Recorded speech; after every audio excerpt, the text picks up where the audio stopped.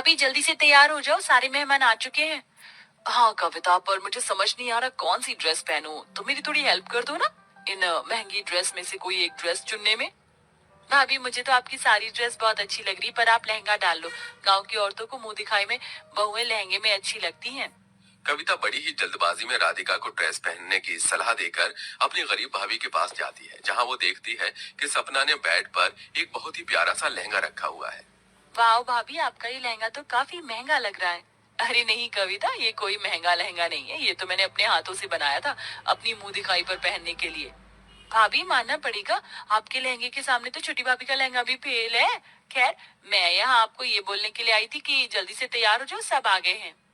कविता अपनी दोनों भाभी को तैयार होने के लिए बोल देती है और नीचे चली जाती है। कुछ देर बाद उषा की दोनों बहुएं मुंह दिखाई के लिए तैयार होकर घूंघट में नीचे आती है और घर आए मेहमान दोनों बहुओं का लहंगा देख उषा से उनकी ड्रेस की तारीफ करने लगते हैं। अरे उषा, तू कह रही थी कि तेरी बड़ी बहू गरीब घर से है, पर तेरी गरीब बहू ने तो इतना महंगा लहंगा पहना है, इसके लहंगे के सामने तो तेरी अमीर बहू का लहंगा फीका पड़ गया। आखिर इस गरीब के पास इतना महंगा लहंगा आया कहाँ से? इसका लहंगा तो सच में मेरे लहंगे से काफी अच्छा है। अरे बहन, मेरी बड़ी बहू को सिलाई का काम आता है, उसने अपना ये लहंगा खुद बनाया है। अरे वाह, खुद से इतना प्यारा लहंगा बना दिया। बड़ी बहू, मेरी तो नजर ही नहीं हट रही तुम्हारे इस लहंगे से। देख लो छोटी बहू, और कुछ सीख लो अपनी जेठानी से। भले ही गरीब है, पर उसने अपने माँ बाप के पैसे बर्बाद नहीं होने दिए। इस तरह घर आए सभी मेहमान एक एक करके दोनों बहुओं का मुंह देखते हैं और उन्हें शगुन देकर वहां से चले जाते हैं। मुंह दिखाई की रस्म खत्म होने के बाद जब दोनों बहुएं अपने अपने कमरे में जाने लगती हैं, तो राधिका सपना को रोकते हुए उससे कहती है, जेठानी जी, आज तो आप बहुत खुश होंगी। मुंह दिखाई में आपकी ड्रेस की तारीफ जो की सभी ने, पर याद रखना, आप जैसी गरीब लड़की मेरे सामने ज्यादा टिक नहीं पाएगी। आपकी बनाई हुई ये सस्ती सी ड्रेस मेरे महंगे ड्रेस के सामने कुछ नहीं है। राधिका, तुम ऐसा क्यों बोल रही हो? मैं क्यों खुश होंगी? और रही कपड़े की तारीफ की बात, तो मेरे कपड़े की तारीफ हो या तुम्हारे कपड़े की, रस्म तो मुंह दिखाई की थी ना। हाँ जानती हूँ मैं, पर अगली बार के लिए तैयार रहना, क्योंकि अब जो भी रस्म होगी उसमें मेरी ही ड्रेस की तारीफ होगी। राधिका मुंह बनाकर वहां से चली जाती है। इसी तरह 2 दिन बीत जाते हैं और पूरा परिवार जब एक साथ खाना खा रहा होता है, तो उषा दोनों देवरानी जेठानी से कहती है, वैसे तो मुंह दिखाई एक ही बार होती, पर मेरे मायके से कोई शादी में आया नहीं था, इसलिए मेरे मायके वाले चाहते हैं कि तुम दोनों की मुंह दिखाई फिर से करवाई जाए। 1 हफ्ते बाद तुम्हारी मामी सास और मौसी सास आ रही, तो उनके सामने अच्छे से तैयार हो जाना। क्या फिर से मुंह दिखाई होगी हमारी?